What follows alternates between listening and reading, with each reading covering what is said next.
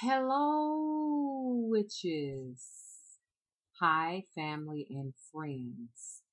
It is a wonderful day to be a witch here in the United States of America.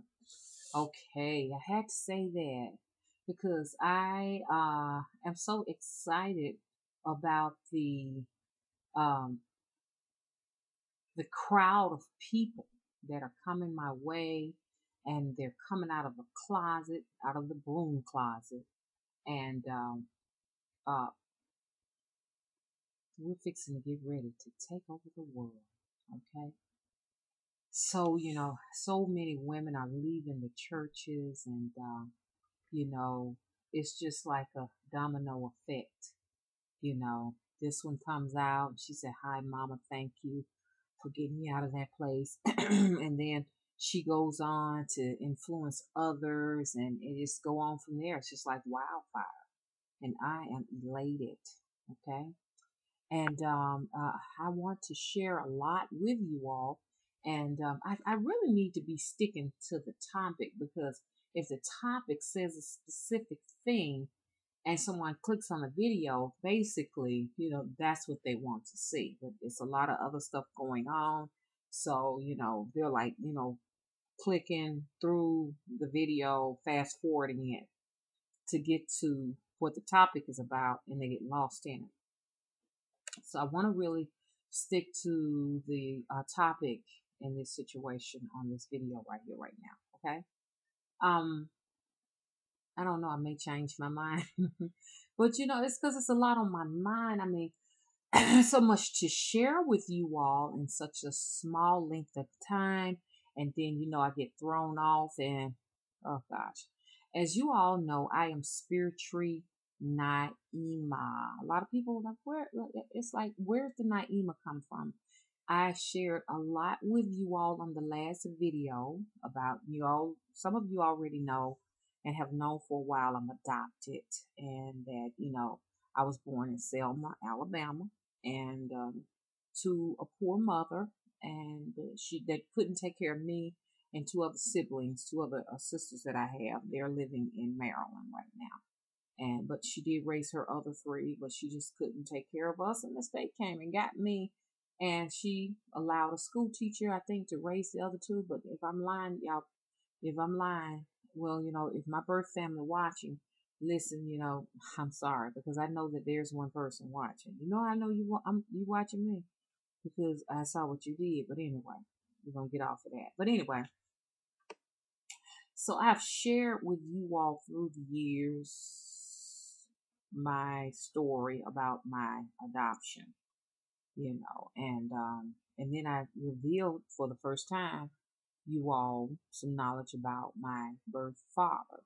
Okay, I was gonna tell you his name, but I said, let me, for privacy reasons, I want to kind of like keep that hush hush, because already I had a couple of people, that wrote me and said that they were looking up information for me and everything. So, but thanks, but no thanks. But it's just weird that somebody would just take the time out to do research on me. I thought that was strange, and start like a family tree. You wouldn't be able to find anything on me because I can't even find anything on myself. Okay, and that's because, like I revealed to you all that my father is Liberian. Okay, he's from Liberia. Liberia. He's African. And the fact that his name is not on the birth certificate or anything like that, you wouldn't be able to research me. Matter of fact, my birth records are locked in a vault in Montgomery, Alabama. Okay.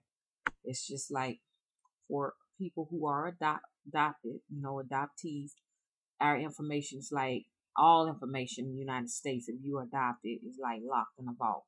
Unless you have like an open adoption.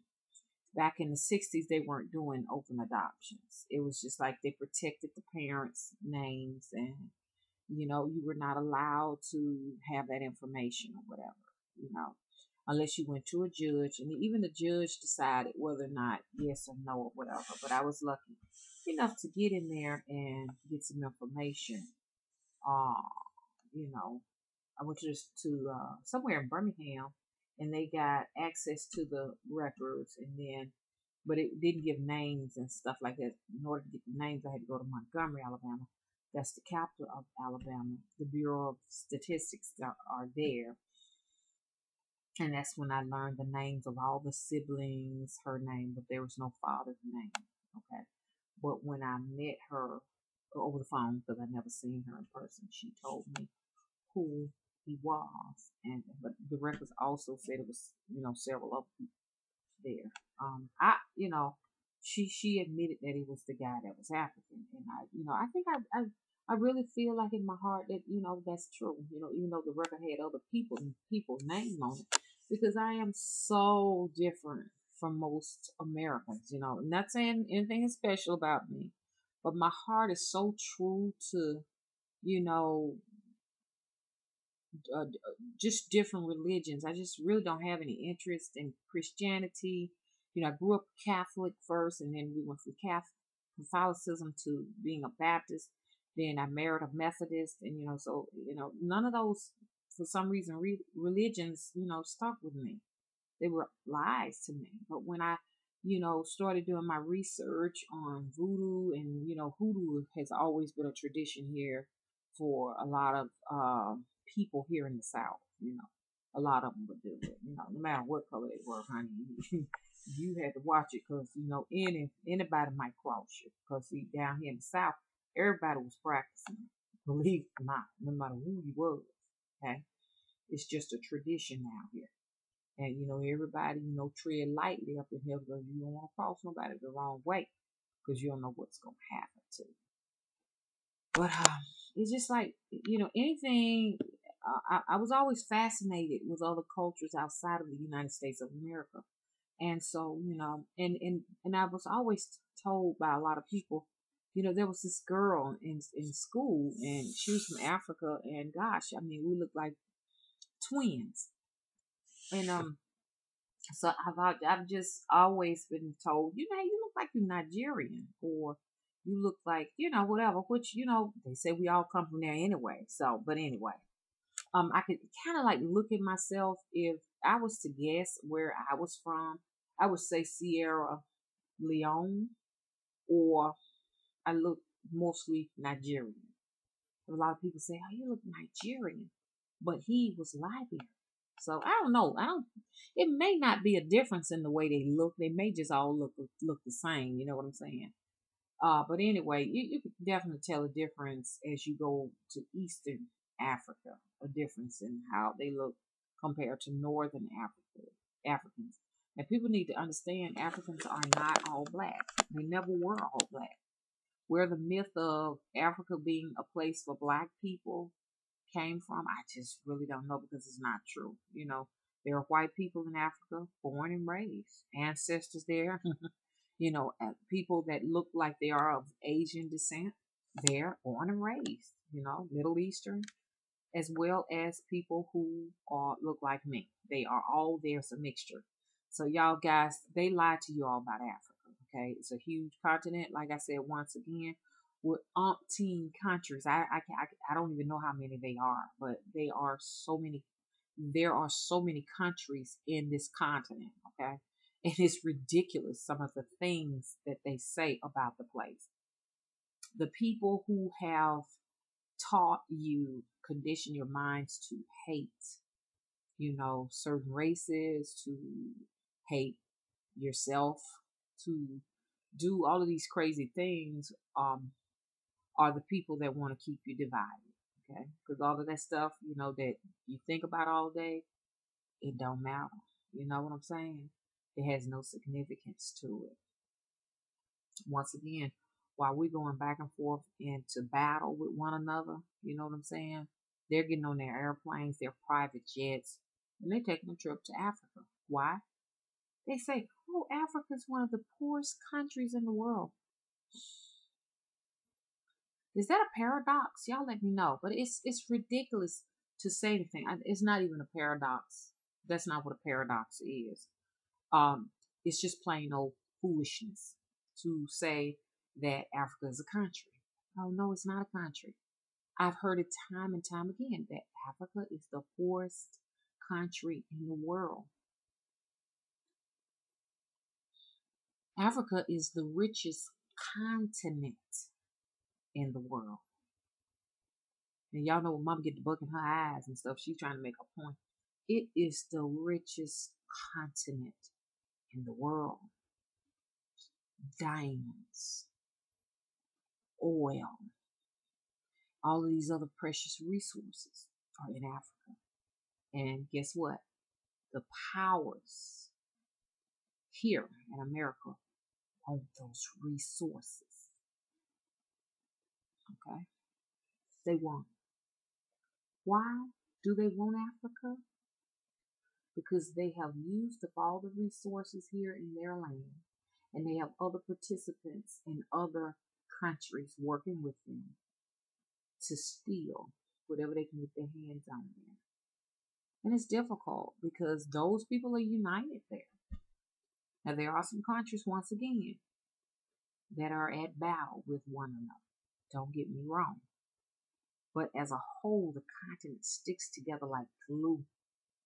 It's not really much racism like it is here. Because if I was to go to Nigeria, they wouldn't call me a black person. They would call me an American. But here I'm known as a black person or an African American person. But it's no such thing in other countries. And if they do mention it, it's because they just seen some crap that we show here on the media. Hey guys, you all are misinformed.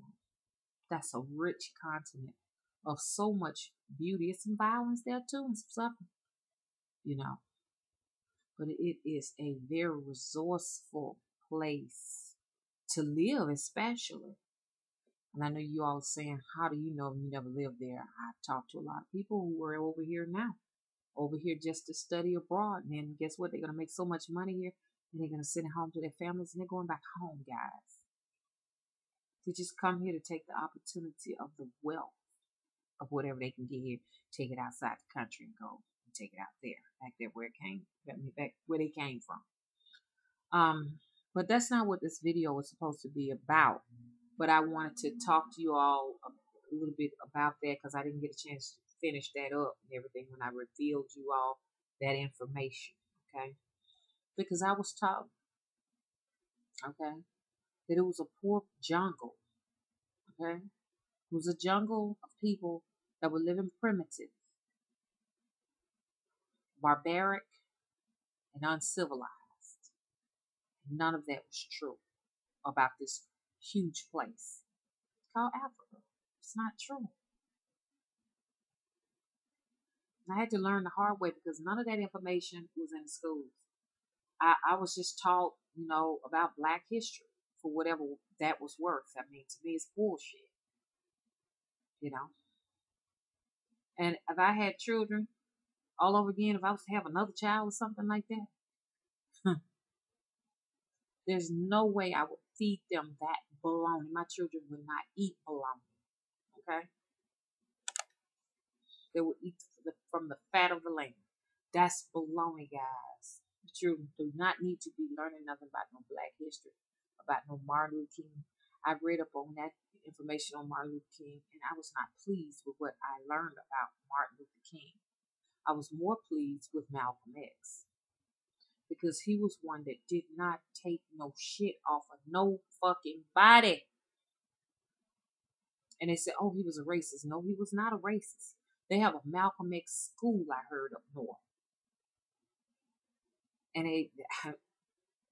the student body is made up of people of other races other than Black. To tell you the truth, very few Blacks in the school. Because he was a no-nonsense political figure. If they slap you, slap them back. Teach them a lesson. We are here to teach each other a lesson, and you're not teaching anybody anything of any worth if you are allowing people to abuse you. And that was just his motto. Do not be abused. Fight back. So I admire him more than I did Martin Luther King. Because Martin Luther King was a puppet. And he said whatever they told him to say. Matter of fact, he didn't even write his material. They said a gay male wrote his material for him, all his speeches and stuff. He was just a puppet. He was a puppet. Um, and I just heard a lot of stuff. Just read up on Martin Luther King, okay? But once again, I mean, I'm just being honest with y'all today, okay? And y'all know Mama just gonna tell you like it to you. Like I said, if man was just really talking up for the rights of all human beings, not just black folks. Now he'll always say the Negro, and everything, because that's what we were called. But he was speaking up for everybody. He was speaking up for women. He was speaking up for anybody that was oppressed, no matter what color you were. You could have been Asian, you could have been European, you could have been anyone, because there were a lot of immigrants coming in at that time that were also suffering from oppression. There were Jews, there were Gentiles, like what did he say, Jews and Gentiles? They were all type of people that were going through some of the same things. It's just the South got more press. The black people in the South got more press than those people who were also suffering up north. But anyway, that's not what this video was supposed to be about. But it looks like it's probably best that I just end this video right here so that I can start the next video up, so we can keep it sweet and simple. So let me start up another video, okay? Because I don't want this to get too long and drawn out, and I want to stick to the subject. I'll be back in a little bit, okay? Visit me on Facebook, okay? I have a virtual coven of witches out there. It's our coven, not just my coven. It's ours. Spiritree Nyemma. That's how you get there. You can go in the channel, click on the Facebook icon. It'll take you directly to the coven. Also got a hidden little corner out there too. And if you impress me and all the witches, you may be able to be a part of that too. Okay. Anyway, I'll be back in a little bit.